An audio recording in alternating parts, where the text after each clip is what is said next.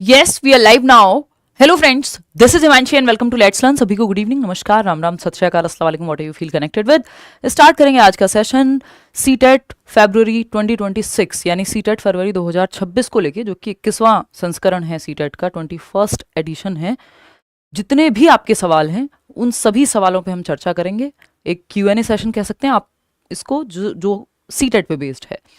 CTET को लेके बहुत सारे सवाल मन में रहते हैं, 50 तरह के।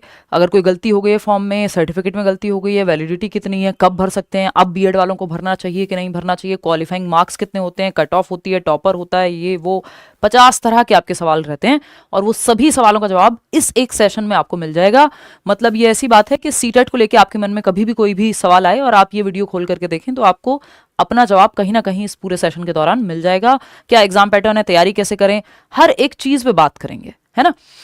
सेशन थोड़ा सा लेट हुआ है, ये कुछ तो हैंग हो रहा था बार बार ये बोर्ड, तो वो हो नहीं पाया। बहुत टीम ने काफ़ी मशक्क़तें की, बहुत मेहनत के बावजूद। कई बार टेक्नोलॉजी आपका साथ नहीं देती है, नया बोर्ड है, फिर भी होती हैं ग्लिचेस, टेक्निकल ग्लिचेस।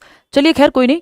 अब कुल मिला के बात यह है कि सीटेट फरवरी 2026, 8 फरवरी 2026 को आपका पेपर है और आपको वेल प्रिपेयर्ड होना है।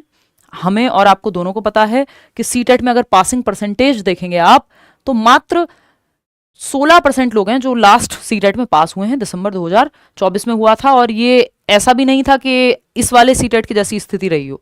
इस वाले सीटेट से मतलब समझते हो कि 1 साल तक आया ही नहीं एग्जाम, 6 महीने में आ रहा था, तब भी इतने लोग फेल हो रहे थे एग्जाम में, है ना। तो स्थिति वैसी सी है कि अगर यहाँ पे अगर आप देखेंगे पेपर 1 पेपर 2 मिलाकर के 17 लाख कुछ लोगों ने जो है फॉर्म भरा, जिसमें से मात्र 3 लाख समथिंग लोग जो है वो पास हुए। ये बोर्ड जो है इतना हैंग कर रहा है ना आज कि हम खुद परेशान हो गए हैं इसको ये सब करते करते। अभी भी आप देख रहे हैं ये ऑन ऑफ करके सब कर चुके हैं। आज से आप ये मान लीजिए कि आपकी सीटेट की तैयारी फुल फ्लेज्ड शुरू हो चुकी है यूट्यूब पे भी। तो लेट्स लर्न पे आप आएंगे, सब्सक्राइब ना किया हो अब तक कर लीजिएगा, बढ़िया से तैयारी करेंगे। लाखों लोगों ने आज तक एग्जाम क्रैक किया है सीटेट का। लेट्स लर्न से जुड़ के एक पूरी जो क्रांति है ऑनलाइन जगत में सीटेट को लेकर के, वो आप लोग और मैं मिलकर के जो है लेट्स लर्न के माध्यम से लेकर के आए हैं। तो उस चीज़ को बना के रखते हुए, वो जो एक पूरा पाथ है बना हुआ, उस पर आगे चलते हुए चर्चा करेंगे। और मैं इसका वेट कर रही हूँ, इसलिए मैं आपसे बातें कर रही हूँ कि ये चल जाए तो फिर हम आगे की बात करें, ठीक है ना। इसको हटा ही देते हैं यहाँ से, यस। तो सीटेट में अगर लास्ट सीटेट की अगर आप बात करेंगे तो कई लोगों को लगता है यार ये तो लड्डू सा एग्जाम है, इसको लेकर क्यों परेशान हो रहे हो। तो 17 लाख लोगों ने मान लीजिए फॉर्म भरा और कितने पास हुए, 3 लाख प्लस। मतलब 84% लोग, 84% पीपल पास ही नहीं कर पाए, एग्जाम फेल हो गए। तो कई लोगों को लगता है अरे यार इसको यूपीएससी क्यों बना रहे हो, ऑनलाइन इतना सब कुछ है इसके बारे में, सीटेट के बारे में इतने इंटरव्यूज हैं, आप ही कितने इंटरव्यूज हैं, ये वो क्यों। क्योंकि 84% लोग फेल हो जाते हैं आज भी सीटेट देते हैं। तो एक ऐसा एग्जाम जिसमें सिलेबस फिक्स्ड है इतने सालों से, जिसका कोई भी ऐसा नहीं है कि कोई नेगेटिव मार्किंग हो, जिससे नौकरी भी नहीं मिलती। लेकिन आपको ध्यान रखना है कि सीटेट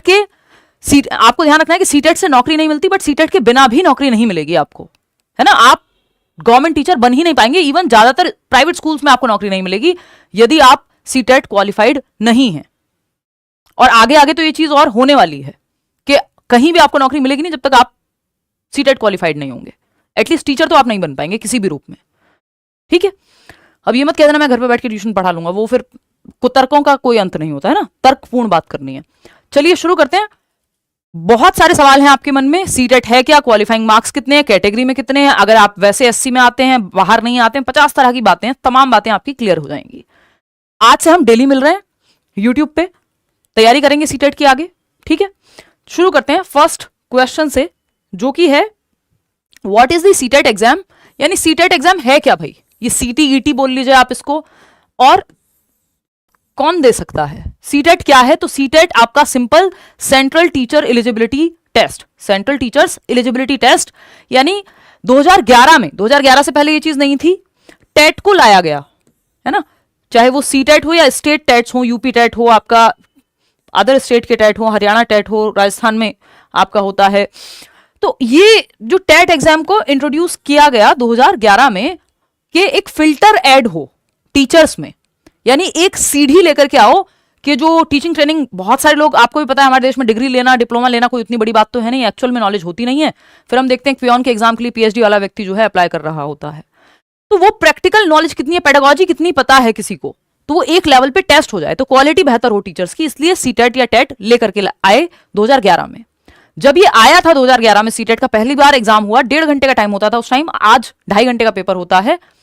1.5 घंटे में 150 नंबर का ही पेपर था, 1 या 2% रिजल्ट था 2011 में, और ये बहुत सालों तक चला, जब तक ऑनलाइन में इस तरह का रेवोल्यूशन आ नहीं गया या हम लोग ले नहीं आए, है ना, कि रिजल्ट जो है जाकर के 5% 10% तक पहुंचा।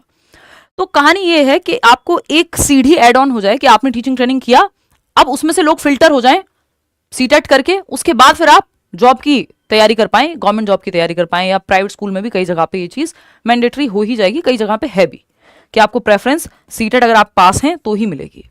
तो सीटेट एक एलिजिबिलिटी एग्जाम है जो आपको मान्यता देता है कि हाँ भाई अब इसके आगे आप एलिजिबल हैं नौकरी लेने के लिए। आपकी कोई भी स्टेट गवर्नमेंट या सेंट्रल गवर्नमेंट अगर फॉर्म निकालती है कि दिल्ली में फॉर्म निकले हुए हैं तो आप फॉर्म भर पाएंगे, उत्तर प्रदेश में निकले हुए हैं तो आप भर पाएंगे, ज्यादातर स्टेट गवर्नमेंट सीटेट को मानती हैं, कुछ को अगर छोड़ दें, बाकी अपने अपने स्टेट के सबके टेट होते ही हैं। जैसे उत्तर प्रदेश में अगर आपका यूपी टेट नहीं भी है तब भी सीटेट माना जाएगा अगर आप सीटेट कर लेते हैं। ये बताने की मुझे बिल्कुल जरूरत नहीं है कि सीटेट फरवरी 2026 जो है वो इतना महत्वपूर्ण क्यों है। जो ऑलरेडी वर्किंग टीचर्स हैं उनके लिए सुप्रीम कोर्ट ने लॉ निकाल दिया है कि आप टीचर नहीं रह पाएंगे, आपको फोर्सफुली रिटायर करा दिया जाएगा, वॉलंटरी रिटायरमेंट दिला देंगे आपको यदि आप सीटेट क्लियर नहीं करते हैं विद इन नेक्स्ट 4 years और 2 years टाइम पीरियड, जो भी हमने लास्ट टाइम डिस्कस किया था। तो जो ऑलरेडी जॉब में हैं जो टीचर्स, उनको भी इस बार सीटेट देना है और क्लियर भी करना है। नेक्स्ट टाइम सिलेबस चेंज हो जाए, पैटर्न चेंज हो जाए, किसी को नहीं पता, क्योंकि सिलेबस और पैटर्न चेंज होने की संभावना है बहुत समय से, बस हो नहीं रहा, 4 लेवल पे चला जाए एग्जाम, तो इसलिए भी जरूरी है। फिर दूसरा, आपको पता है इस बार कई लोगों की वैकेंसी मिस हुई है जिन्होंने पिछली बार सीटेट क्लियर नहीं कर पाए थे, क्योंकि हर 6 महीने में होता है, लेकिन इस बार 1 साल से नहीं हुआ। तो जो ईएमआरएस की तैयारी कर रहे थे, जिनका ईएमआरएस का जिन्होंने फॉर्म भरा है वो नहीं भर पाए, जिनका सीटेट नहीं था, तो इसके बिना नौकरी नहीं मिलती, इससे भी नौकरी नहीं मिलती, तो करके तो मिलेगी ही मिलेगी, एटलीस्ट बिना करे तो नहीं मिलेगी, इतनी गारंटी है, करके मिले ना मिले। तो ईएमआरएस का फॉर्म, D+B का फॉर्म, कितने सारे फॉर्म्स आपके निकल गए क्योंकि सीटेट क्लियर नहीं था। तो ये मौका नहीं छोड़ना है। कई बार नहीं पता होता सीबीएसई कब पेपर ले, कितने टाइम बाद ले, हालांकि होता है साल में 2 बार, तरीके से होना भी चाहिए, लेकिन आपका चांस मिस होगा तो आपको बुरा लगेगा कि आप पेपर में बैठ भी नहीं पाए क्योंकि आपका सीटेट नहीं हुआ था। दूसरा, अभी केंद्रीय विद्यालय और नवोदय विद्यालय की वैकेंसीज आने वाली हैं, तो ये जरूरी है कि आप सीटेट करके रखें। अपियरिंग में अलाउ कर देते हैं कि इन बिटवीन भी आ गई तो ये वाले जो सीटेट एस्पिरेंट्स होंगे उनको मौका मिलेगा। लास्ट टाइम ऐसा हुआ था केंद्रीय विद्यालय में, लास्ट टू लास्ट टाइम की बात है। नेक्स्ट क्वेश्चन क्या है, तो ये एक एलिजिबिलिटी वाला एग्जाम है सीटेट, जो आप टीचिंग ट्रेनिंग के बाद दे सकते हैं। तो सवाल आता है कि अच्छा ठीक है, मान लिया एक एलिजिबिलिटी का क्राइटेरिया है, एक फिल्टर लगा दिया गवर्नमेंट ने कि टीचर बनने से पहले, टीचिंग की जॉब लेने से पहले आपको टेट या सीटेट देना होगा। दूसरा क्वेश्चन आपके मन में आता है कि ये दे कौन सकता है पेपर, कि सीटेट कौन दे सकता है, ये बताओ। क्या 12th के बाद दे दें, ग्रेजुएशन के बाद दे दें, मास्टर्स के बाद दे दें, MA BA करके 12th करके? नहीं दे सकते। कौन देगा फिर? What are the eligibility criteria, या इसका what is the eligibility criteria, eligibility criteria है क्या, कौन एलिजिबल है सीटेट देने के लिए? ठीक है, फटाफट से देखते हैं। सिंपल बात है, आपने TTC टीचिंग ट्रेनिंग कोर्स किया हुआ हो या आप करने जा रहे हो, बिना टीचिंग ट्रेनिंग के प्रोफेशनल कोर्स के आप सीटेट नहीं दे सकते, अपने डायरेक्ट एकेडमिक्स के बाद नहीं दे सकते। एकेडमिक्स बोले तो डायरेक्ट आपने 12th किया, बिना ट्रेनिंग के आप सीटेट नहीं दे सकते, कि 12th किया, ग्रेजुएशन किया, मास्टर्स किया, नहीं दे सकते आप सीटेट जब तक आपके पास कोई टीचिंग ट्रेनिंग का कोर्स ना हो, या तो आप कर रहे हो टीचिंग ट्रेनिंग कोर्स या करने जा रहे हो। कौन से होते हैं teaching training course? DED, DLED, BTC, BEd, BLEd, आजकल इंटीग्रेटेड टीचर एजुकेशन प्रोग्राम आ गया ITEP। तो जो भी टीचिंग ट्रेनिंग कोर्सेज हैं उनके बिना आप सीटेट नहीं दे सकते, वो आपको करने होते हैं। कब दे सकते हो आप? भाई आप अपने टीचिंग ट्रेनिंग कोर्स के पहले दिन में भी हो तब भी दे सकते हो, ये NCTE कहता है आपका, है ना। वो चक्कर नहीं है कि फर्स्ट ईयर में होगे तब दे पाओगे, सेकंड ईयर में होगे तब दे पाओगे, नहीं। CBSE क्लियरली मानता है ये बात, NCTE का गाइडलाइन है कि अगर आपने टीचिंग ट्रेनिंग कोर्स में एडमिशन ले लिया पहले दिन में भी, तो भी आप सीटेट देने के लिए एलिजिबल हैं। नेक्स्ट पे चलते हैं।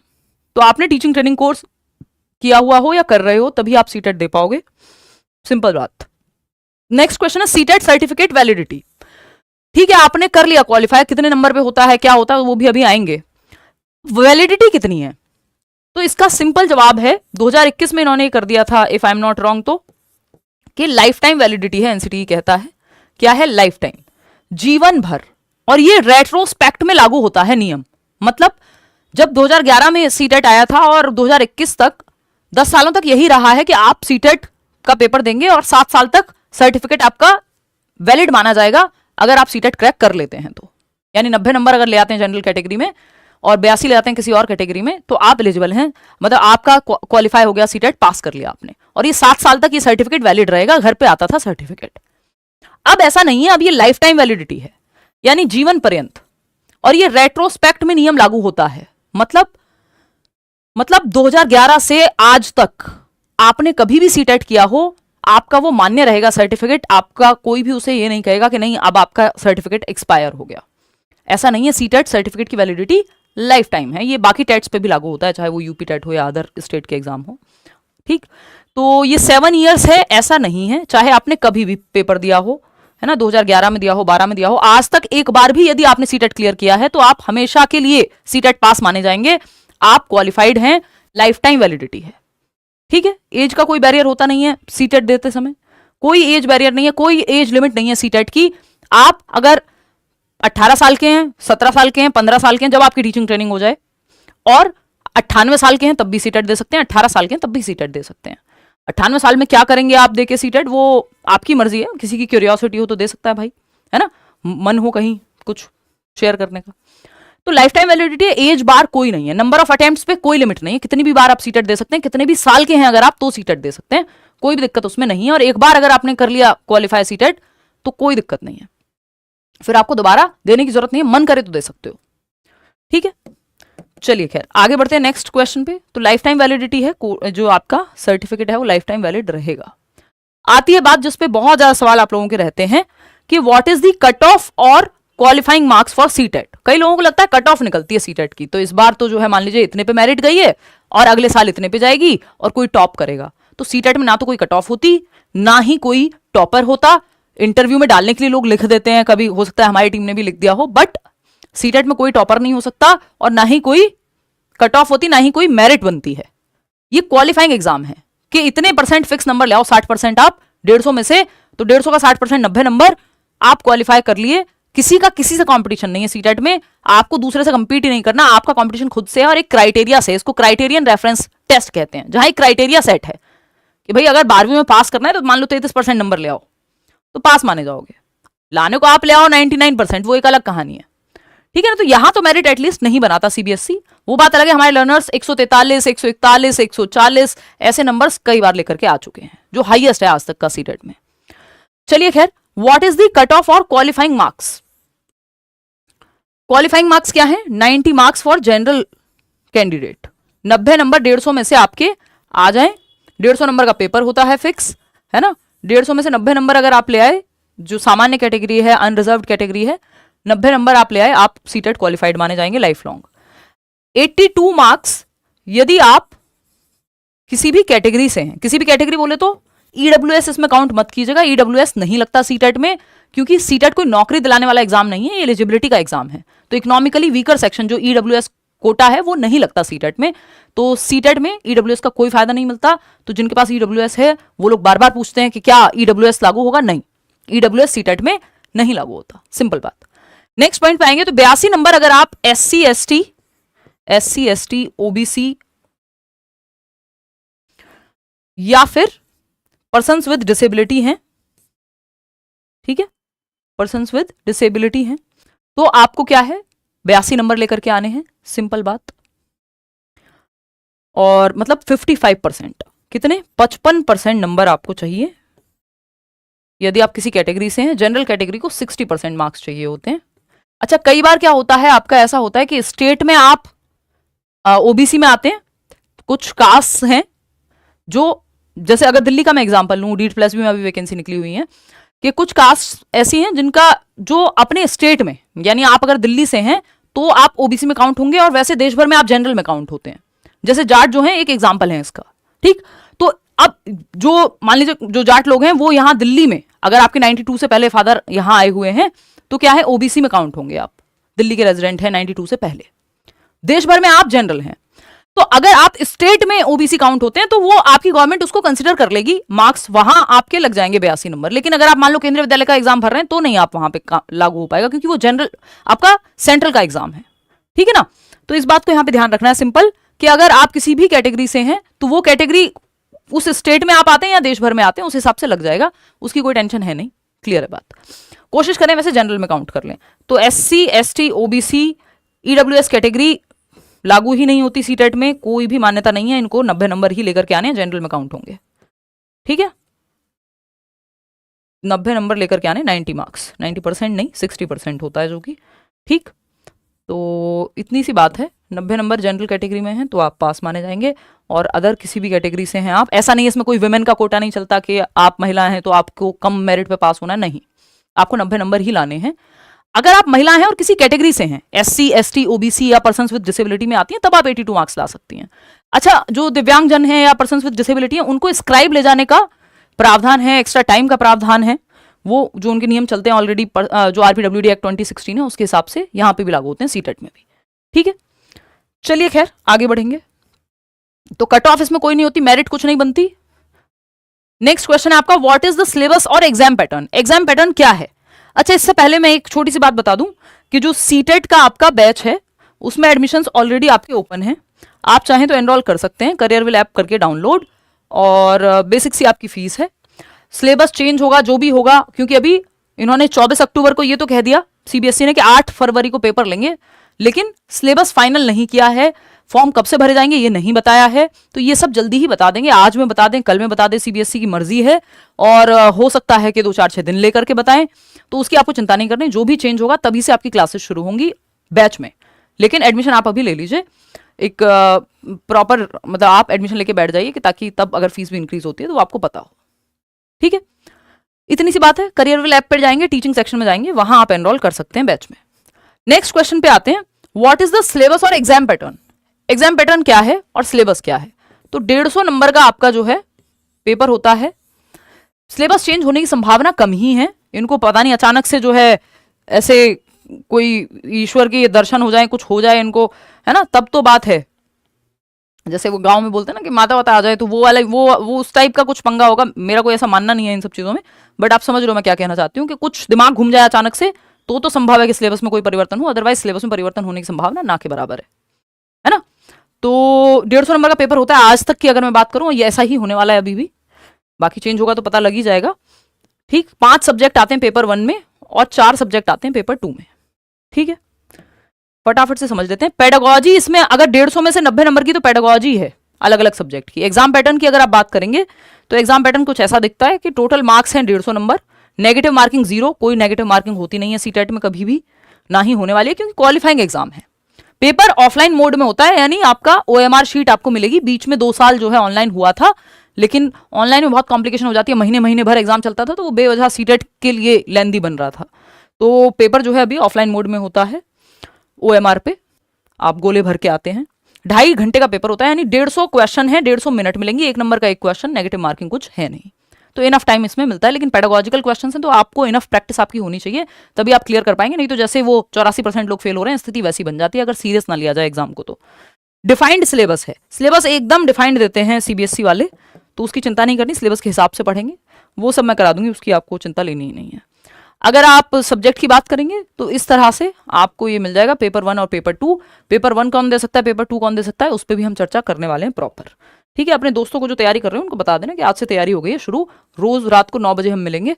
CDP 30 नंबर की, जिसको बाल विकास कहते हैं हम, ये पेपर 2 में भी सेम है, पेपर 1 में भी सेम है। जो कॉमन टॉपिक्स है उनका सिलेबस सेम ही है, जैसे CDP जो आएगी पेपर 1 और पेपर 2 में वो सेम ही आएगी। ठीक, सेम एज इन वही लेवल है, वही सिलेबस है, वही टॉपिक्स हैं, सब कुछ सेम है। EVS आता है आपका 30 नंबर का, ये पेपर 1 की बात हो रही है। मैथ्स आएगा 30 नंबर का। अब इन सब में 15-15 नंबर की पेडागोजी है, एक तो पूरी पेडागोजी ही हो गई 30 नंबर की, चाइल्ड डेवलपमेंट एंड पेडागोजी, बाल विकास एवं शिक्षण शास्त्र। फिर उसके बाद अगर आप देखेंगे तो एनवायरमेंटल साइंस में भी 15 नंबर का पेडागोजी। पेडागोजी मतलब पढ़ाते कैसे हैं, तो मेथड्स एंड ऑल। तो जिसने 30 नंबर की तैयारी बहुत अच्छे से की होती है उसको बाकी सब सब्जेक्ट में भी मदद मिलती है, क्योंकि पेडागोजी काफी बेस जो है सेम रहता है पेडागोजी का। मैथ्स में 15 नंबर का मैथ्स है बच्चों वाला, एकदम 1st to 5th टाइप का, और 15 नंबर की उसकी पेडागोजी है।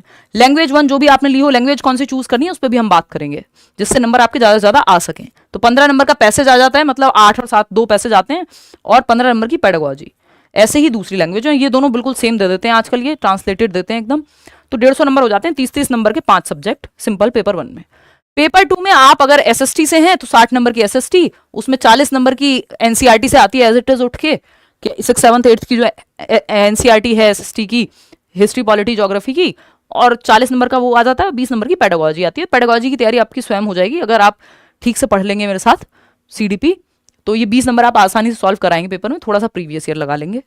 लैंग्वेज 1 लैंग्वेज 2 सेम ही रहता है, तो 3 सब्जेक्ट तो सेम है आपके पेपर 1 पेपर 2 में, ये आपका CDP, लैंग्वेज 1 लैंग्वेज 2। और अगर आप ह्यूमैनिटीज या कॉमर्स से हैं तो आप SST चूज कर लेते हैं, साइंस बैकग्राउंड से हैं तो साइंस चूज कर लेते हैं, दोनों में से एक ही चूज करेंगे क्योंकि 60 नंबर का आएगा। ये आपका पैटर्न की बात होगी, थोड़ी सी इस पर और चर्चा विस्तार में करेंगे जब ये फाइनल रिलीज कर देंगे इस बार। कुछ गलतियों का ध्यान रखना है जो हमें नहीं करनी है, जैसे रट्टाफिकेशन बिल्कुल नहीं करना है सीटेट में। जो ये 84% लोग फेल हो रहे हैं, इसका रीजन यही है कि रट्टे लगाने लगते हैं, इनको लगता है ये बाकी एग्जाम जैसा है जहां फैक्चुअल चीजें ज्यादा पूछी जाती हैं, तो फैक्ट्स नहीं है, आपकी कॉन्सेप्चुअल क्लैरिटी नहीं होगी, यदि आपने कॉन्सेप्ट्स को ठीक से नहीं समझा होगा तो सीटेट नहीं होगा क्लियर, कितना भी आप रट्टा लगा लीजिए। ठीक, तो रटंत विद्या चलंत नहीं सीटेट में। Not giving enough time to practise, previous year ठीक से लगाते ही नहीं है, प्रैक्टिस कर रहे हैं तो कुछ भी रैंडम कर ले रहे हैं, ग्रामर ही पढ़ रहे हैं, व्याकरण में ही लगे पड़े हैं, जबकि व्याकरण के 2-3 क्वेश्चन मुश्किल से आते हैं। पढ़ के जानिए लेकिन इतनी नहीं कि पूरा जीवन व्याकरण को दे दिया, पेडागोजी देखी ही नहीं या ग्रामर ही पढ़ते रह गए, वो आता नहीं है उतना। न्यू पैटर्न जो असर्शन रीजनिंग के क्वेश्चन हैं वो करके जाने प्रैक्टिस अच्छे से। ये जो कथन और आपके कारण वाले क्वेश्चन हैं ये अब आने लगे हैं कई सालों से, और 4-5 क्वेश्चन कम से कम आते हैं। व्याकरण नहीं पढ़नी है, सिलेबस डिफाइंड है प्रीवियस ईयर को बहुत ज्यादा ध्यान में रखना है, इन गलतियों को करना नहीं है कि प्रैक्टिस नहीं किया, रटने लग गए, या फिर नए पैटर्न के जो क्वेश्चन हैं कुछ सिलेबस सेम होने के बावजूद वो आने लगे हैं, उनको अगर ध्यान नहीं देंगे तो भी गड़बड़ है, या व्याकरण पढ़ने लग गए, इनको इन गलतियों से बचना है। Is there any negative marking, तो इसका जवाब मैं आपको ऑलरेडी दे चुकी हूं कि सीटेट में कोई भी नेगेटिव मार्किंग ना होती है ना होने वाली है, क्योंकि ये एलिजिबिलिटी का एग्जाम है ना। आपको बस क्वालिफाई करना है कि भाई 90 नंबर ले आओ 150 में से अगर आप जनरल कैटेगरी से हो, और 82 नंबर ले आओ अगर आप किसी भी कैटेगरी से हो, SC ST OBC। EWS और विमेन कोटा कुछ नहीं चलता सीटेट में, मैं फिर से बता देती हूं आपको। ठीक, तो is there any negative marking, कोई भी नेगेटिव मार्किंग नहीं है, 150 नंबर का पेपर है। मजे की बात यही है कि एक ऐसा एग्जाम जिसमें कोई नेगेटिव मार्किंग नहीं है, 2.5 घंटा मिलता है प्रॉपर आपको, 150 ही क्वेश्चन है, 150 ही मिनट है, 0 नेगेटिव मार्किंग है, उसमें भी 84% लोग फेल हो जा रहे हैं, 84% लोग, सिर्फ 16% लोग पास कर पा रहे हैं एग्जाम, तो no negative marking at all. ठीक, नेक्स्ट क्वेश्चन पे चलेंगे। कितनी बार सीटेट देना चाहिए या दे सकते हैं, तो दे सकते हैं का जवाब मैंने आपको अभी दिया कि सीटेट आप जितनी बार चाहें उतनी बार दे सकते हैं, there is no limit to attempts, कितने भी नंबर ऑफ अटेम्प्ट्स आप सीटेट में दे सकते हैं, बट जरूरत है क्या बहुत सारे नंबर ऑफ अटेम्प्ट्स देने की, नहीं है। दे सकते हैं, कब तक देना चाहिए, कितनी बार देना चाहिए, आ जाते हैं। तो कितनी बार दे सकते हैं का तो सिंपल जवाब है कि कितनी भी बार दे सकते हैं, no limit, there is no limit to any number of attempts आप दे सकते हैं सीटेट में। चाहिए की बात अगर आप करेंगे, मेरे से पूछेंगे कि सीटेट देना कितनी बार चाहिए, तो सिंपल, अगर आपने जनरल कैटेगरी में सीटेट पास कर लिया है जिस दिन, उसके बाद आपको ये देने की जरूरत नहीं है। जरूरत तो नहीं है कैटेगरी में भी यदि कर लिया है, बट कई स्टेट में आप कैटेगरी में आते हैं, सेंट्रल गवर्नमेंट में आप जो है जनरल में काउंट होते हैं, तो वो सब इशू ना हो, कल को कोई नियम बदल जाए, तो ये आपका 90 नंबर जिस दिन आ गए हो गया। आपका मन है, ऐसा नहीं है कोई, आप केंद्रीय विद्यालय के इंटरव्यू में जाएंगे, किसी सरकारी नौकरी के लिए जाएंगे तो कोई आपसे पूछेगा कि ज्यादा नंबर क्यों नहीं लाए थे सीटेट में, कोई दिक्कत नहीं है, उससे क्वालिफाई हो गए, अब आप बैठ सकते हैं आगे नौकरी के लिए। दूसरी बात, प्राइवेट स्कूल में हो सकता है कहीं कहीं आपको प्रेफरेंस दे दी जाए, बट वो सिर्फ सीटेट के नंबर पे नहीं दी जाएगी सिलेक्शन में प्रेफरेंस, वो आपका इंटरव्यू कैसा गया, आपकी पर्सनैलिटी कैसी है, 75 और चीजें हैं, है ना।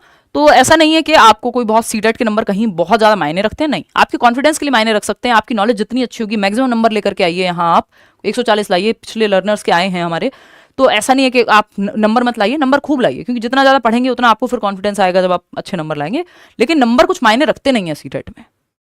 ठीक है, तो इतनी बात हमें ध्यान रखनी है कि आप तब तक सीटेट दीजिए जब तक आप जनरल में क्लियर नहीं कर ले रहे हैं पेपर, उसके बाद आपको देने की जरूरत नहीं है। कोई भी मार्कशीट आप लगाना चाहते हैं या जो सर्टिफिकेट है सीटेट का लगाना चाहते हैं, वो आपकी मर्जी है। मतलब मान लो आपने 2011 में पेपर दिया था और आप पास कर गए सीटेट, है ना, फिर आपको लगा यार 90 नंबर मुझे कम लग रहे हैं, तो आपने 2015 में फिर से दे दिया और आपके आ गए, मान लो यहाँ 90 मार्क्स आए थे और पास कर गए, फिर से आपको 120 नंबर आ गए आपके 2015 में। अब आपका मन है, आपका फिर से मन किया 2025 में भी दे दिया आपने सीटेट, जो अभी हुआ नहीं है ना, पास करके 140 नंबर आ गए आपके। अब आपका मन है कि मैं 2011 वाला सर्टिफिकेट लगाऊं, कोई आपको नहीं रोकेगा, आप चुपचाप से जाके 2011 वाला सर्टिफिकेट लगा के केंद्रीय विद्यालय का फॉर्म भर सकते हैं, कोई भी देश में D+B का फॉर्म भर सकते हैं, EMRS का फॉर्म भर सकते हैं, जो आपका मन करे। आपका मन है नहीं मुझे 2011 वाला नहीं 25 वाला लगाना है, 140 नंबर वाला, वो लगा दो फॉर्म भरते समय, वो आपकी मर्जी है। उसमें ईयर डालना होगा, आप बता दीजिए कि इस ईयर में पास किया। 2015 का मन है 2015 लगा दीजिए। 3 फॉर्म भरे, तीनों में अलग अलग लगा दिया, आपकी इच्छा, कोई दिक्कत नहीं, कोई आपसे पूछने नहीं आ रहा, बस क्वालिफाइंग एग्जाम में क्वालिफाइड होने चाहिए हो आप। कोई भी सर्टिफिकेट लगा सकते हो। मान लो फेल हो गए आप, 2011 में पास हो गए थे, 15 में फेल हो गए, कोई दिक्कत नहीं है, आप वही जब पास हो गए थे वही वाला सर्टिफिकेट लगा सकते हो। कई लोगों को ये बड़ी कंफ्यूजन रहती है कि मान लो एक बार मैंने सीटेट पास कर लिया और दोबारा अगर मैंने पेपर दिया और मैं फेल हो गई या हो गया गलती से, तो फिर क्या मैंने जो पहले पास किया था वो भी फेल माना जाऊंगा? बिल्कुल भी नहीं। आप वो कोई भी सर्टिफिकेट लगा सकते हो जो आपका मन करे। फेल हो गए तो उसको मत लगाओ आप, मतलब वो लगने लायक है ही नहीं, फिर तो फेल ही हो आप। आगे जब एग्जाम दे रहे होगे या कहीं इंटरव्यू देने जा रहे हो, प्राइवेट स्कूल में भी जा रहे हो, तो भूल जाओ, कौन पूछने आ रहा है आपने फेल हुए थे पास हुए थे। आप वो वाला सीटेट का सर्टिफिकेट लगाओ जिसमें आप पास हो या जिसकी आपकी इच्छा है। क्लियर है? चलिए, कोई कह रहा है 201 नंबर लाएंगे, तो ये एक बात हो गई आपकी। डिजी लॉकर में सीटेट सर्टिफिकेट कब तक आएगा भाई, या कब तक आ जाता है और कब तक रहता है, इसको लेके बड़ी बेचैनी है लोगों में।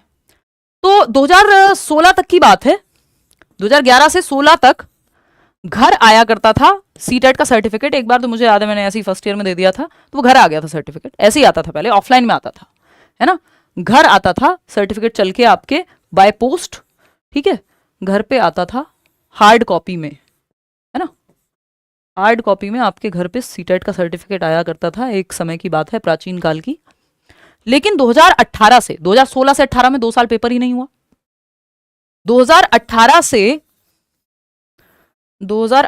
से ये ऑनलाइन मोड में हो गया। डिजी लॉकर एक ऐप है गवर्नमेंट की, आपका लाइसेंस, आपकी 10th की मार्कशीट, बहुत सारे डॉक्यूमेंट्स वो स्टोर करती है। digiloccer.gov करके आपका वेबसाइट भी और ऐप भी है, जैसे आप व्हाट्सएप डाउनलोड करते हैं ऐसे कर सकते हैं। तो ये ऑनलाइन कह लो इसको, या सॉफ्ट कॉपी में, क्या है, सॉफ्ट कॉपी में आपके पास अब सीटेट का सर्टिफिकेट होता है। आप फोन में दिखा सकते हैं किसी को भी। पेपर होने के या रिजल्ट आने के 15-20 दिन बाद, विद इन 2 मंथ्स आ जाता है ये, विद इन अ मंथ, कई बार इन पे डिपेंड करता है, 1 महीने, 1.5 महीने, 15 दिन, जब चाहे दे देते हैं डिजी लॉकर में आपका सर्टिफिकेट। लेकिन वो आपको डाउनलोड करके रख लेना है। आपका डिजी लॉकर आपके फोन नंबर से, रजिस्टर्ड नंबर से वो होना चाहिए लिंक्ड, और आपके आधार कार्ड से। तो वो आप एक बार वहां डाउनलोड कर लेंगे, फिर वो जीवन भर आप रख सकते हैं। ये कहते हैं हमारी तरफ से, सीबीएसई वाले कहते हैं 2 महीने तक रहता है डिजी लॉकर में सर्टिफिकेट, उसके बाद हमारी कोई जिम्मेदारी नहीं है अगर आप डाउनलोड नहीं करते हैं, या जो भी सर्टिफिकेट, या फिर ये कह लीजिए कि जो भी सीटेट का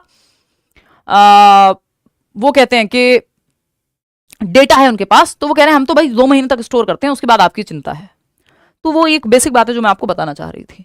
हाँ, कुछ स्टेट्स हैं जहां सीटेट अलाउड नहीं है, या वो नहीं मानते, वो चाहते हैं उनकी स्टेट का 2 टेट, वो एक अलग कहानी है, बट ज्यादातर जगह पे मान्य है।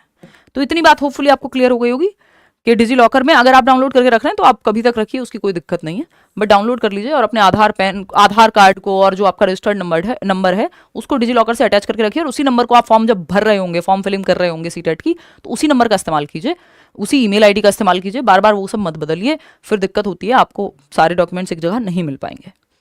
ठीक है, तो ये एक बात हो गई। नेक्स्ट क्वेश्चन पे चलते हैं। बीएड वाले बोथ पेपर दे सकते हैं क्या, और डीएलएड वाले पेपर 1 पेपर 2 दोनों दे सकते हैं? तो देखो, जिनको नहीं पता या बिल्कुल तैयारी ताजा ताजा शुरू की है, तो पेपर 1 होता है आपका क्लास 1 to 5 का टीचर बनने के लिए। पेपर 2 होता है आपका 6th to 8th का टीचर बनने के लिए। बात सही है नहीं? 6th to 8th का टीचर बनने के लिए। अब बीएड को प्राइमरी से बाहर निकाल दिया गया है। दुखद है कि अच्छा है, कुछ लोगों के लिए अच्छा है, कुछ लोगों के लिए दुखद है। हालांकि मुझे खराब इसलिए लगता है कि कई सालों तक, 2018 से आई थिंक 24 तक या 23 तक, 5-6 सालों तक लोगों को कहा गया कि नहीं भाई आप दे सकते हो, प्राइमरी में अप्लाई कर सकते हो। फिर एक दिन सुप्रीम कोर्ट का वर्डिक्ट आ गया, क्योंकि वो चीज़ चल ही रही थी, समय लगता है हमारे देश में, तो वो फिर बाद में क्लियर हुआ कि नहीं, बीएड वाले नहीं दे सकते। तो जिन लोगों ने उस बहाने या उस वजह से, उस रीज़न से बीएड किया था, उनको दिक्कत हुई। बट ये सब चीज़ें गवर्नमेंट के लॉज हमारे हाथ में नहीं होते, इसलिए जब मौका मिले एग्जाम क्लियर कर लेना चाहिए। चलिए खैर, पेपर 1 और पेपर 2, देखिए पेपर 1, 2 दोनों आप दे सकते हैं, चाहे आप बीएड वाले हों चाहे आप डीएलएड वाले हों, आप दोनों दे सकते हैं। बट अगर आप गवर्नमेंट के हिसाब से जाएंगे तो बीएड वाले प्राइमरी में अलाउड नहीं है, और डीएलएड वाले जो हैं उनको कई जगह पे मौका मिलता नहीं है। ऐसा कोई पोस्ट आती नहीं है जो सिर्फ 6th to 8th हो, है ना। यूपी में कई जगह पे अलग चीजें हैं, या किसी स्टेट में है। आपकी अगर इच्छा है कि आपने मान लीजिए बीएलएड किया है, या कोई ऐसा कोर्स है जो आपको लगता है दोनों जगह काम आ सकता है, या कल को फ्यूचर में आ जाएगा, या आप प्राइवेट में लगा देंगे, तो आपकी मर्जी, आप दोनों का फॉर्म भर तो दोनों सकते हैं, उसमें कोई दिक्कत नहीं है। आप दोनों पेपर दे सकते हैं, किसी एक में फेल भी हो गए तो भी कोई दिक्कत नहीं है। जिसमें पास हो गए वो सर्टिफिकेट आप लगा सकते हैं, है ना, ऐसी कोई बाउंडेशन नहीं है। यहां पे बात रही तो ये आपकी इच्छा है, लेकिन पता है आपको कि बीएड वालों को अलाउ नहीं कर रहे हैं प्राइमरी में, तो अगर आपकी फाइनेंशियल कोई भी दिक्कत है कि आपको 1500 का एक और फॉर्म भरना पड़ेगा या ज्यादा पैसे लगेंगे, तो फिर आपकी मर्जी है। जनरली अगर आप सामान्य तौर पर कहेंगे कि अगर एक ही पेपर भरना हो तो आप पेपर 1 भरिए, अगर आपने डीएलएड किया है, बीएलएड किया है, यानी प्राइमरी का लेवल का कोई भी कोर्स अगर है, और पेपर 2 आप भरिए यदि आपने बीएड किया हुआ है। ठीक है, ये बेसिक सी बात है। दे आप दोनों सकते हैं, वो आपकी इच्छा है कि आप रखना चाह रहे हैं फ्यूचर में, कभी अलाउ कर दें बीएड को या डीएलएड का कुछ और हो जाए, भाई कहीं मौका मिले 8th वाली में, तो आपकी इच्छा है, आप करके रखना चाहते हैं एक बार, तो आप दोनों के लिए अप्लाई कर सकते हैं, कोई दिक्कत नहीं है। ऐसा भी कर सकते हैं एक बार एक कर लिया, दूसरी बार में दूसरा कर रहे हैं, हालांकि तीन सब्जेक्ट तो ऐसे 90 नंबर जो कॉमन आते हैं दोनों में, तो उसका भी कोई इशू नहीं है ना। आगे बढ़ेंगे, ये भी आपको क्लियर हो गया होगा। नेक्स्ट क्वेश्चन पे चलते हैं। फरवरी 2026 का सीटेट जरूरी क्यों है? सिंपल बात, आप तैयारी कर रहे हैं सब मिल करके, इसके मैंने वैसे कई जवाब दे दिए कि अगर आप ये नहीं करते हैं तो क्या हो सकता है। एक तो 4 लेवल पे सीटेट जा सकता है, जो बहुत दिनों से बात चल रही है, जिसपे हम पहले भी चर्चा कर चुके हैं कि भाई जो पूरा एनईपी में, नेशनल एजुकेशन पॉलिसी में कहा गया है ना कि जो हम कहते हैं 534 यानी FPMS, foundational, preparatory, middle, secondary stage, इन चारों के लिए अलग अलग लेवल पे सीटेट होने लग जाए। अभी सिर्फ 2 लेवल पे होता है, तो वो होगा, सिलेबस चेंज होगा, ऑफ कोर्स पैटर्न चेंज हो सकता है, तो बहुत सारे चेंजेस आने की संभावना है। तो वो चेंजेस आए उससे पहले आप अगर कर लेंगे, और फिर क्योंकि आप अभी टीचिंग ट्रेनिंग में भी है ना, तो भी फॉर्म भर दीजिए। आप अपने डीएलएड के, डीएड के, बीएड के फर्स्ट ईयर में, फर्स्ट डे में एडमिशन भी लिया है अगर अपने टीचिंग ट्रेनिंग कोर्स में, तो आप फॉर्म भर दीजिए, मजाक में क्लियर हो जाएगा। आप अगर सर्दी पढ़ लेंगे ना, सिर्फ लेट्स लर्न पे आके भी अच्छे से, पेपर कहीं नहीं गया, फ्री नोट्स भी इतने दिए हुए हैं। ठीक है, बैच में पढ़ लेंगे तो फिर तो कोई दिक्कत ही नहीं है, वहां तो फिर आपका ना कोई डिस्ट्रैक्शन है, मॉक टेस्ट, प्रीवियस ईयर, सब कुछ आपको एक जगह मिल जाएगा, सारे टीचर्स अलग अलग सब्जेक्ट पढ़ाएंगे, वो एक अलग कहानी है। तो ये जरूरी है कि कल को चेंजेस क्या आ जाए आपको नहीं पता। सीटेट जैसे अभी इस बार साल में एक बार हो रहा है, ऐसा कुछ हो जाए, होना नहीं चाहिए, बट होने को तो कुछ भी हो जाता है, कई बार डिले होती हैं चीजें। अब कितने लोगों का मौका छूट गया ईएमआरएस में अप्लाई करने का, DEET+B पीआरटी टीजीटी में अप्लाई करने का, यूपी में, तो बहुत सारी समस्याएं होती हैं। तो आपको नहीं पता कि कल कौन सी वैकेंसी आ जाए और आपके पास सीटेट नहीं हो तो उसकी वजह से दिक्कत हो जाए, या कल को एग्जाम पैटर्न या सिलेबस चेंज कर दें, है ना, ऑनलाइन हो जाए पेपर, क्या हो जाए किसी को नहीं पता होता कि क्या कौन सा चेंज कब आ जाए। तो उसके लिए आप फालतू के चक्कर में पड़ो ही मत ना, क्योंकि आपको तो सीटेट देके बस एक बार साइड हो जाना, आगे की तैयारी करनी है अपनी। सीटेट ही थोड़ी देते रहना है पूरे जीवन कि 1 साल इसमें वेस्ट कर देंगे, आपके हिसाब से नहीं निकलती ना, हमारे हिसाब से वैकेंसी नहीं आती। DEET+B वैकेंसी कई साल बाद आई है, KBS की वैकेंसी कई साल बाद आएगी, अब तो आप सीटेट करके बैठो। ठीक, नेक्स्ट क्वेश्चन है, सिर्फ यूट्यूब से पढ़ के हो सकता है क्या सीटेट? ये बहुत लोगों का सवाल रहता है। तो हाँ बिल्कुल हो सकता है, इसमें कोई भी दो राय है ही नहीं कि आप सीटेट नहीं निकाल सकते यूट्यूब से पढ़ के। लाखों लोगों ने निकाला है लेट्स लर्न से ही पढ़ के। फिर आप कहेंगे यार फिर बैच में क्यों आए हम, तो मैं इसमें ये भी कह सकती थी नहीं आप तो बैच से ही पढ़िए। देखिए ये totally individual to individual vary करेगा कि आपका कितना फोकस बन पाता है। पता चले आप यूट्यूब पे पढ़ने आते हैं, ऐड देखने लगते हैं, साइड में कोई गाने की वीडियो आ रही है, किसी का व्लॉग आ रहा है, वो देखने लगते हैं, तो डिस्ट्रैक्शंस यूट्यूब पे होते हैं। या फिर आप एक क्लासेस टीचर की लेते हैं, दूसरी किसी और की लेते हैं, या आपकी रेगुलरिटी नहीं बन पाती। ये सब समस्याएं फिर आपकी जब आप बैच में होते हैं, तो एक बेसिक 1000-1200 का बैच लेकर के आप क्या करते हैं, चुपचाप से सारे नोट्स वहां मिल रहे हैं, मॉक टेस्ट वहां मिल रहे हैं, प्रीवियस ईयर वहां मिल रहे हैं, एनसीईआरटी नोट्स वहां मिल रहे हैं, ई बुक्स मिल रही हैं, सारे टीचर अपना अपना सब्जेक्ट पढ़ा रहे हैं, तो आप भूल जाते हैं कि कुछ और आपको टेंशन करनी है। तो ये एक अंतर है कि जो एक स्ट्रक्चर्ड वे में पढ़ाई होती है वो आपकी बैच में ज्यादा बेहतर हो पाती है। किसी भी बैच में अगर आप पढ़ रहे हैं, मैं ऐसा मान के चल रही हूँ कि आप अच्छा सिलेक्शन ही करेंगे सही टीचर का ही।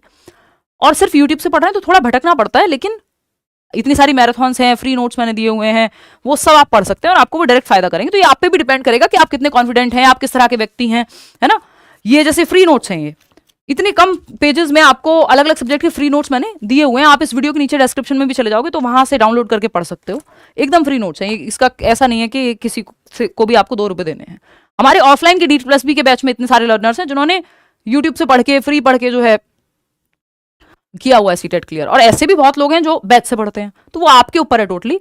मैं क्या रिकमेंड करूंगी, अगर आप थोड़ा भी डिस्ट्रैक्शन नहीं चाहते हैं तो आप बैच में एनरोल कर लीजिए। मैं आपको करियर ऐप पे मिलूंगी, इसके अलावा कहीं और बैच में पढ़ाते हुए नहीं मिलूंगी।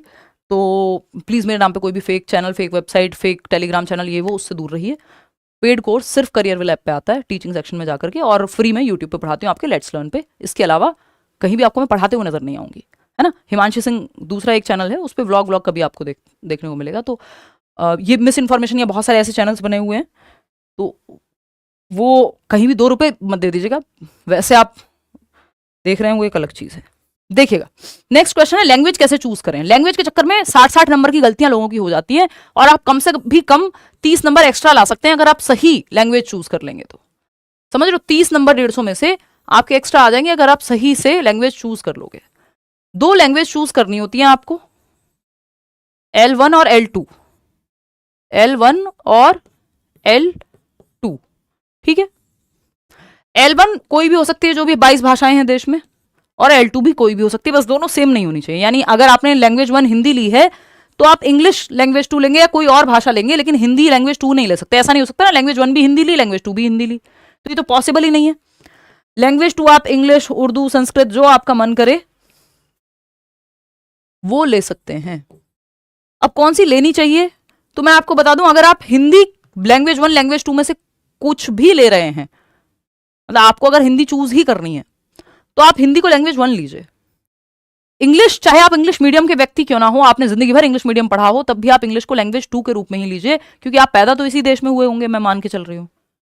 तो लैंग्वेज 1 की जो हिंदी या लैंग्वेज 1 की जो लैंग्वेज होती है, या उसमें जो पैसेज आता है, स्पेशली पेडागोजी में ज्यादा अंतर नहीं होता, थोड़ा बहुत होता है, जो पैसेज आते हैं दोनों, वो थोड़े से टिपिकल होते हैं लैंग्वेज 1 के, पोइट्री बेस्ड होते हैं। और मेरा ग्रेजुएशन इंग्लिश में है, मुझे भी दिक्कत होती है, जबकि मैंने लिटरेचर पढ़ा है, पोइट्री पढ़ी है, वो सब, तो वो होती है लोगों को दिक्कत। हवाबाजी में मत आइएगा कि हम तो इंग्लिश मीडियम बच्चे हैं बचपन से, तो हम तो जो है लैंग्वेज 1 इंग्लिश चूज करेंगे, लैंग्वेज 2 लेंगे हिंदी। आपके मार्क्स, आप पुराना पेपर भी उठा के देख लोगे ना, आपको पता लग जाएगा, जितना अच्छा आप हिंदी लैंग्वेज 1 लेकर के स्कोर कर सकते हो, उतना अच्छा आप इंग्लिश लैंग्वेज 1 लेके बिल्कुल भी स्कोर नहीं कर सकते। लिख के ले लीजिए, है ना, ये एक्सपीरियंस से बता रही हूं। ये बहुत लोग सालों साल तक यही बात फैलाते थे कि नहीं नहीं कोई अंतर नहीं होता, कोई अंतर नहीं होता। अंतर पेडागोजी में नहीं होता, पैसेज में अंतर होता है, और वहां नंबर कटते हैं। पैसेज में वैसे भी लोग गलती करते हैं, जो गद्यांश पद्यांश आता है, अनसीन पैसेज आता है, रीडिंग कॉम्प्रिहेंशन, उसमें गड़बड़ होती है, क्योंकि वो थोड़ा लैंग्वेज 1 वाला जो होता है, वो आपकी एक अलग तरह की समझ मांगता है, कि आपकी लिटरेरी समझ हो, आपकी पोइटिक समझ हो। तो वो हिंदी में तो कविता दे भी देगा, अगर ये देता ही है जो एग्जामिनर है, तो भी आपको कभी मुश्किल नहीं लगेगी, क्योंकि वो सच में बहुत आसान होती है। उसमें कोई आपकी ग्रामर की नॉलेज नहीं, व्याकरण नहीं चाहिए, बेसिक अगर आपको हिंदी पढ़ के समझ में आती है तो भी आप कर दोगे। इंग्लिश में ऐसा नहीं है। तो लैंग्वेज 1 आप वो लीजिए जो आप ज्यादा बेहतर जानते हो। दूसरा, अगर हिंदी इंग्लिश कोई भी लैंग्वेज चूज करनी है, तो आप सेकंड चूज कीजिए। बाकी आपकी मर्जी है, किसी को संस्कृत लेनी है, दूसरी भाषा उर्दू लेनी है, वो सब एक अलग कहानी है। तो मेरी समझ तो यही कहती है, इतने सालों का एक्सपीरियंस भी यही कहता है, इतने सारे लर्नर्स की भी यही बात है कि इसमें आप लैंग्वेज में अच्छा स्कोर कर सकते हैं अगर आप हिंदी लैंग्वेज 1 ले रहे हैं। तो ये मत सोचिएगा कि बहुत मतलब दिक्कत होने वाली है, नहीं होगी। सीटेट कितनी बार दे सकते हैं, ये मैंने आपको बता दिया है। No limit to number of attempts, कितनी भी बार, any number of attempts, any number of attempts, कितनी भी बार आप सीटेट दे सकते हैं। जीवन भर आप सीटेट देते रह सकते हैं। हालांकि मैं ये चाहूंगी नहीं, I would not wish this for you, but क्या है, कितने भी नंबर ऑफ अटेम्प्ट्स आप सीटेट में दे सकते हैं, कोई भी दिक्कत आपको नहीं होने वाली। ठीक, जो मैक्सिमम नंबर जिसमें आए हों वो आप सर्टिफिकेट लगा सकते हैं, कोई भी आपको मना नहीं करेगा। किसी भी एज बार कोई नहीं होता सीटेट में, तो किसी भी एज में आप सीटेट दे सकते हैं। ठीक, अब सरकारी नौकरी की एज लिमिटेड है, लेकिन सीटेट देने की एज अनलिमिटेड है, ये कह सकते हो, जब तक आप जीवित हैं। तो वो किसी को प्राइवेट में पढ़ाना हो, ये सब 50 चीज़ें हैं। कितनी भी बार दे सकते हैं। कोई भी सर्टिफिकेट आप लगा सकते हैं सीटेट का, जिसमें ज़्यादा नंबर आए हों, क्वालिफाई जिसमें ना हुए हों, फेल हो गए हों, उसको साइड रख सकते हैं। ये आपके हाथ में। आगे बढ़ते हैं। नेक्स्ट क्वेश्चन है बीएड सब्जेक्ट कॉम्बिनेशन की जो ये दिक्कत, या कई लोगों को लगता है कि नहीं, अगर हमने जो है, देखो सामान्य तौर पे ये होता है कि अगर आपने बीएड किया है, पेपर 1 में तो कोई सब्जेक्ट की चॉइस होती नहीं है, वहां तो सभी के लिए 5 सब्जेक्ट आते हैं, Hindi, English, CDP, EVS, maths, यही। लेकिन पेपर 2 में 4 सब्जेक्ट आते हैं आपके, हिंदी, इंग्लिश, पेडागोजी यानी सीडीपी, और चौथा आपका एसएसटी या साइंस में से चूज करना होता है आपको, एसएसटी या फिर साइंस एंड मैथ्स। ये 60-60 नंबर में दोनों में से कोई एक चूज करते हैं आप। तो अगर आप ह्यूमैनिटीज बैकग्राउंड के व्यक्ति हैं, आर्ट्स के व्यक्ति रहे हैं या कॉमर्स के व्यक्ति रहे हैं, तो जनरली आप एसएसटी चूज करते हैं। इसके लिए आपको एनसीईआरटी पढ़नी पड़ती है, 6 to 8 की एज इट इज आ जाता है।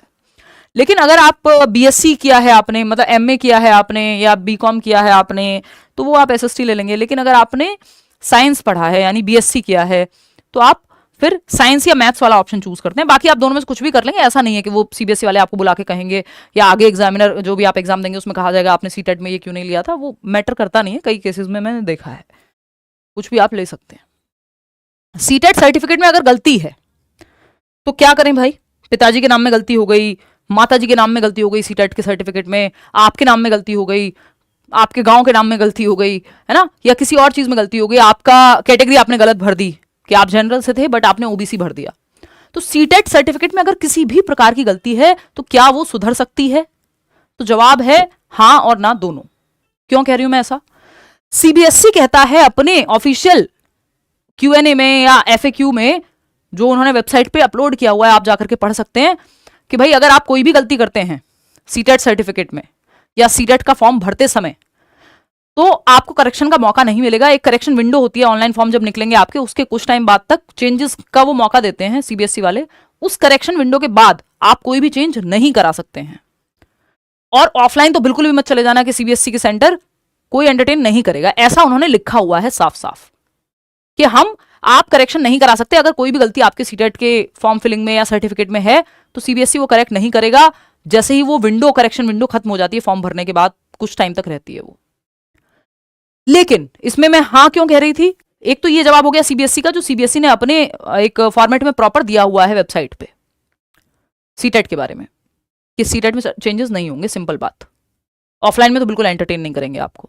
लेकिन दूसरे बहुत सारे लोगों का ये एक्सपीरियंस रहा है कि आप यदि एक एफिडेविट लगा देते हैं, बता देते हैं, वो सर्टिफिकेट लगा देते हैं, अपने जो ओरिजिनल सर्टिफिकेट्स होते हैं, मान लो 10th में आपका नाम कुछ और है, फॉर्म में कुछ और भर गया है, तो ये 2-4 डॉक्यूमेंट लेकर के आप अगर सीबीएसई के ऑफिस चले जाते हैं तो आपकी बात मान ली जाती है, चेंजेस कर दिए जाते हैं। तो ऐसा भी हुआ है, क्योंकि अब इन्होंने ऑफिशियली ये बात, जो लेटेस्ट इनका फ्रीक्वेंटली आस्क्ड क्वेश्चंस हैं जो सीटेट की वेबसाइट पे डले हुए हैं, उसमें इन्होंने कह दिया कि ऑफलाइन हम एंटरटेन नहीं करेंगे। तो मे भी कल को हो जाए, तो वो सीबीएसई के मूड के ऊपर है कि कल को आप लेके गए एफिडेविट और सारी चीजें, चेंज हो जाता है, बहुत लोगों का हुआ है। बट अगर वो मना करना चाहेंगे 1 मिनट में कर देंगे कि हमने तो बताया हुआ था वेबसाइट पे। तो इससे हमें मॉरल ऑफ द स्टोरी क्या है, हमें इस कहानी से क्या सीख मिलती है कि चुपचाप से जब फॉर्म भर रहे हो तो ध्यान से भरो भाई। अपना नाम तो सही भर लो फॉर्म में, अपनी कैटेगरी तो सही भर लो फॉर्म में। एग्जाम सेंटर तो करेक्शन विंडो में भी चेंज नहीं होता। तो एक सिंपल बात है यहाँ पे कि मान लो आप फॉर्म भरेंगे कल को, किसी साइबर कैफे वाले भैया से भरवा रहे हैं, खुद से भरिए वैसे तो मैं ये कहूंगी, तो बहुत ध्यान से बैठ के वहां भरवाइए अगर भरवा भी रहे हैं। तो इसमें सिंपल है कि एक करेक्शन विंडो के बाद, मतलब मान लो सीटेट के फॉर्म भरे जाने हैं 1 महीने तक, उसके बाद के 15 दिन तक एक करेक्शन विंडो रहेगी, या 10 दिन तक, जो भी है।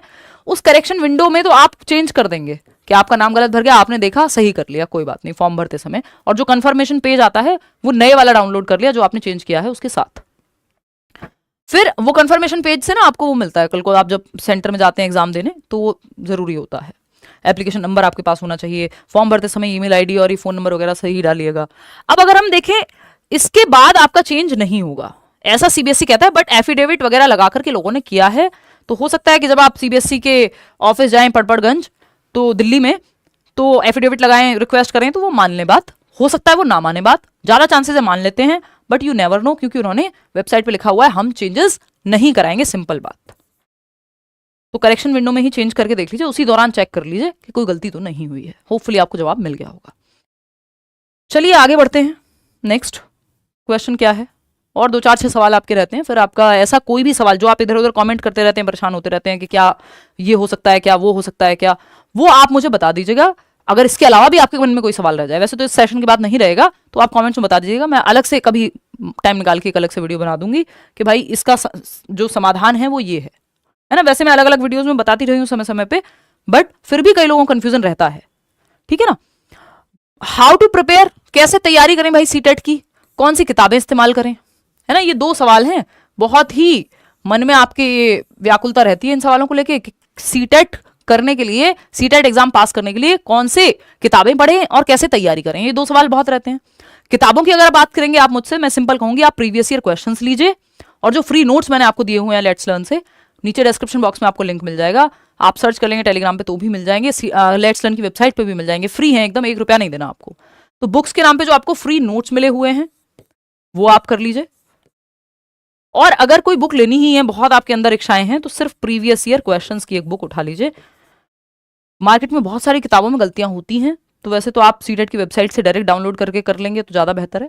लेकिन अगर बुक लेनी ही है तो कोई एक प्रीवियस ईयर क्वेश्चन की बुक आप कोई भी उठा सकते हैं जो आपका मन करे।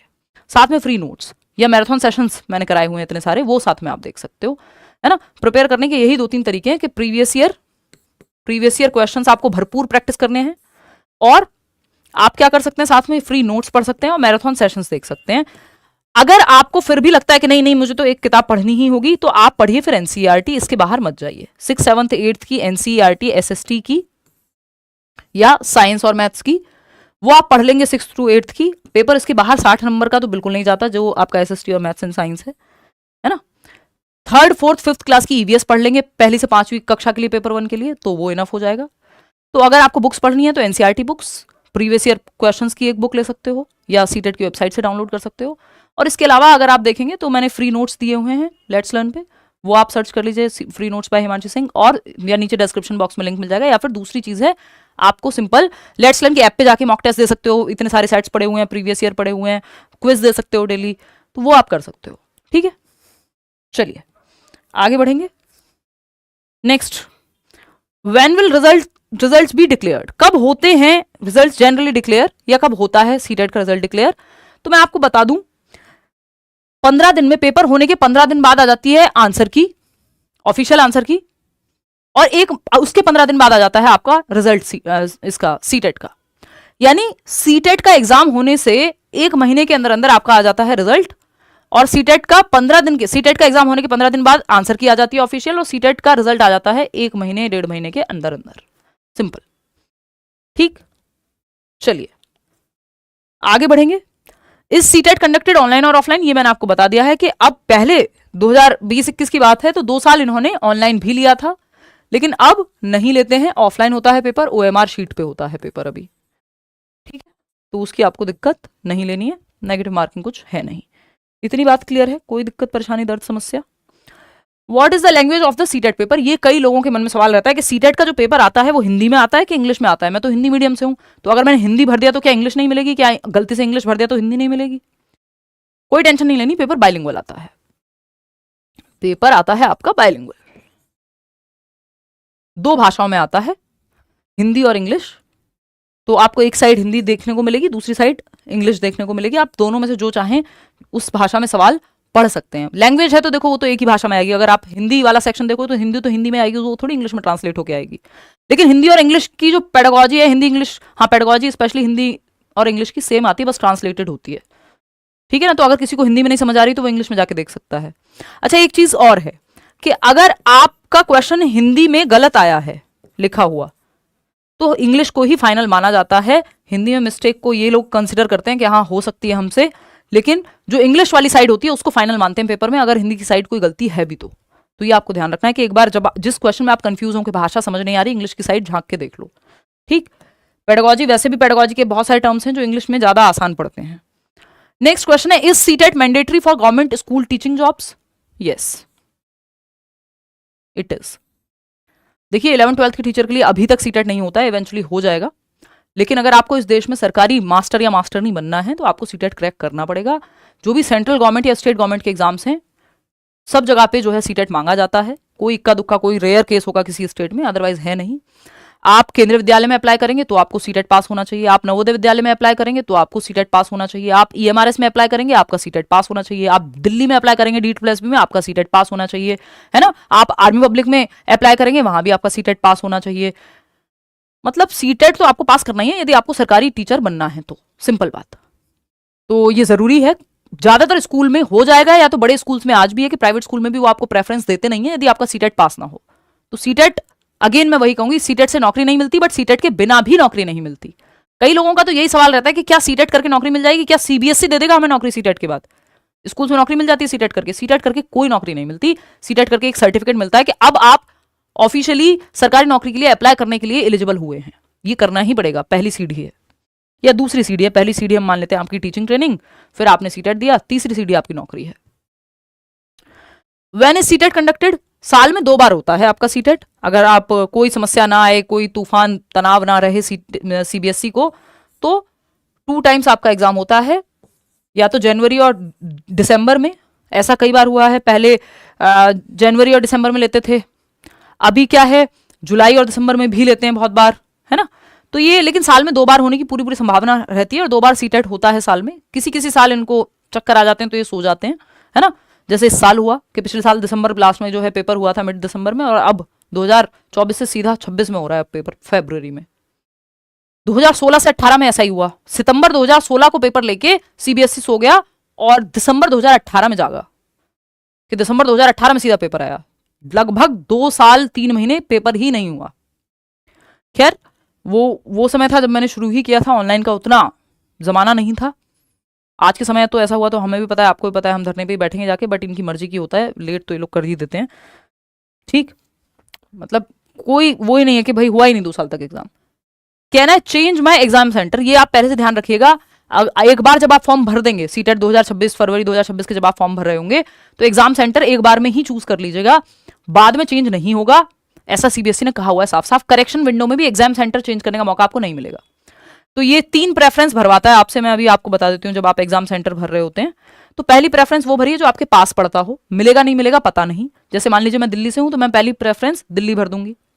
दूसरी प्रेफरेंस मान लीजिए मैंने गाजियाबाद भर दिया, या मैं फरीदाबाद की साइड रहती हूँ तो मैंने फरीदाबाद भर दिया, सोनीपत की साइड रहती हूँ तो मैंने सोनीपत भर दिया, है ना। तीसरी प्रेफरेंस आपकी कोई भी हो सकती है, फरीदाबाद मतलब एनसीआर में आप भरेंगे, नोएडा हो सकता है, वॉटेवर। पहली प्रेफरेंस घर के पास, और ये रैंडमली मिलता है, कोई गारंटी नहीं होती, बट हाँ जो लोग फॉर्म टाइम से भर देते हैं उनको जनरली जो पहली प्रेफरेंस होती है, कई बार मैंने देखा ऐसा मिल जाती है। एग्जाम पैटर्न पे हमारी चर्चा ऑलरेडी हो चुकी है। एज लिमिट सीटेट में कुछ नहीं होती, no age limit, no age bar in CTET exam, clear है। अब इससे ज़्यादा तो आप बच्चे की जान ही लेंगे, सारे सवालों का जवाब मैंने आपको दे दिया है। अगर आप बैच में एनरोल होना चाह रहे हैं कि आपको बैच से पढ़नी है, तैयारी करनी है, पेडागोजी में आपको बहुत अच्छे से करा दूंगी। 30 में से 30 आते हैं पूरे, कितनी बार आए हैं लर्नर्स के, ओवरऑल स्कोर भी आप देखेंगे। तो ये टीचिंग सेक्शन में चले जाना आप, और वहाँ सीटेट के बैच में एनरोल कर लेना, क्योंकि करियर विल ऐप बड़ा प्लेटफॉर्म है ना। तो 1 करोड़ से ज़्यादा लोग वहाँ जुड़े हुए हैं, तो बेटर है। तो एसएससी या यूपीएससी कैटेगरी में नहीं, टीचिंग सेक्शन में जाना है। पेडागोजी मैं डील करूंगी आपकी 30 मार्क्स की, बाकी अदर टीचर्स हैं और सब अपना बेस्ट देते हैं, एक्सपीरियंस टीचर्स हैं। लाखों लोग बैचेस में भी बढ़ चुके हैं, मतलब लिटरली ये फैक्चुअल नंबर है जो हमारे पास है। तो ये एक बात है, कह सकते हो आप इन अ वे क्या मतलब, अभी तक भी मुझे लगता है ये बात फैक्चुअली ही रहेगी, क्योंकि इतने साल से हम लोग कर ही रहे हैं कि शायद सबसे ज़्यादा स्टूडेंट्स जो है पढ़ लिए हैं करियर एग्जाम पे, सीटेट के लिए। अगर करियर उस पर ऐप पे लेट्स लर्न पे तो आप लोग जुड़ते ही हैं। तो ये सब ठीक है, ये सब मतलब हाउ डज इट मैटर, जीवन चलता रहता है, लोग आते रहते हैं, चलते रहते हैं, हम सीखते रहते हैं, आप पास करते रहते हैं एग्जाम। बट हाँ, पेपर पास हो जाएगा, ऐसी कोई टेंशन नहीं है। वो 14% में आप नहीं आओगे बिल्कुल भी, यदि आप सही से मेहनत कर लेते हो। अब हम इंतजार कर रहे हैं कि सीटेट फरवरी का जो इन्होंने नोटिस दिया है कि भाई अब इन्फॉर्मेशन बुलेटिन दे दो, जिसमें सारा सिलेबस हो, क्या पैटर्न है, कुछ थोड़ा बहुत चेंज हुआ है तो बता दो, नहीं बता दो, सब कुछ ये हमें जल्दी देखने को मिलेगा। और कल से हम तैयारी शुरू कर देंगे। कल शाम 9 बजे से हम लोग मिलेंगे, और 9 बजे अपना टाइम रहता है सालों साल से। 9 बजे हम मिलेंगे, जो प्रीवियस ईयर का पेपर है उसका एनालिसिस करेंगे, जो हम करते ही आए हैं, जो अपना वो बस आपको, अगर आप लेट्स लर्न पे नहीं जुड़े हैं, सब्सक्राइब नहीं किया, वो करके रख लो, बेल आइकॉन प्रेस करके रख लो कि नोटिफिकेशन आप तक पहुंच जाए। और इस बार प्रॉपर तैयारी करेंगे सीटेट पे। ऐप पे क्लासेस जैसे ही एक बार ये लोग फाइनल सिलेबस दे दें तो हम शुरू कर देंगे, बट आप इतने एनरोल कर सकते हो, बैच में एनरोल कर लो, ठीक है। इतनी सी बात है। और किसी के मन में कोई भी सवाल हो, आज के लिए भाई थोड़ा सा सॉरी है, क्योंकि ये हुआ क्या कि आपका मार्कशीट, अच्छा मैं ये बता देती हूँ, जिस दिन रिजल्ट आता है सीटेट का, मार्कशीट आप डाउनलोड कर सकते हो ऑनलाइन, और सर्टिफिकेट आपका 1 महीने के अंदर अंदर आता है। तो मार्कशीट भी आप कई जगह पे तो लगा सकते हो, कोई ऐसी दिक्कत वाली बात है नहीं, ठीक है जी। और कोई सवाल आपके मन में हो, आपको लग रहा हो नहीं नहीं कुछ तो हमें पता होना चाहिए, तो वो टोटली जो है आपके ऊपर है, आप पूछ सकते हैं बिना किसी हिचकिचाहट के, ठीक है। नहीं तो आज हम छुट्टी करते हैं। अब कोई और सवाल आपका होगा कि जो आज हमने कवर ना किया हो, इन बाय चांस मिस हो गया हो, तो वो आप कमेंट्स में पूछ लीजिएगा, और जल्दी मिलेंगे। 82 मार्क्स हैं, फिर से देना चाहिए क्या? यार मैं तो ये कहूँगी कि अगर आप दे सकते हैं, सक्षम हैं, और आपका कैटेगरी की दिक्कत, मान लीजिए आप ऐसी कैटेगरी से हैं, 80 से हैं कि पूरे देश में 80 हैं, तो फिर तो कोई बात नहीं, मत दो। जनरल में नहीं भी होगा तो क्या फर्क पड़ता है। लेकिन कई कैटेगरीज में, स्पेशली ओबीसी में ये होता है कि आप किसी स्टेट में तो जनरल काउंट हो रहे हैं, किसी में ओबीसी, तो उस केस में आप 90 नंबर एटलीस्ट ला के रखिए। जिस दिन 90 नंबर आ जाए फिर मत दीजिए कभी, ठीक है ना। चलिए, टेक केयर, बाय बाय। कोई बात हो तो आप पूछ लीजिएगा। कल मिलते हैं 9 बजे, पेपर एनालाइज करेंगे, और अब से तैयारी आपकी फुल फ्लैज शुरू है। यूट्यूब पे तो एटलीस्ट हम शुरू कर ही रहे हैं, बैच में तब से शुरू कर देंगे जैसे ही ये लोग फाइनल सिलेबस लेकर के आते हैं, पूरा एग्जाम पैटर्न वगैरह, एक इन्फॉर्मेशन बुलेटिन आ जाए जिसमें फॉर्म फिलिंग की डेट, ये सब कुछ क्लियर हो जाएगा। Thank you so much. Like share subscribe कर दीजिएगा, ना किया हो तो, और कमेंट्स में बताइएगा आपके विचार। धन्यवाद। सीटेट आपका मस्त क्लियर हो जाएगा, वो आप बस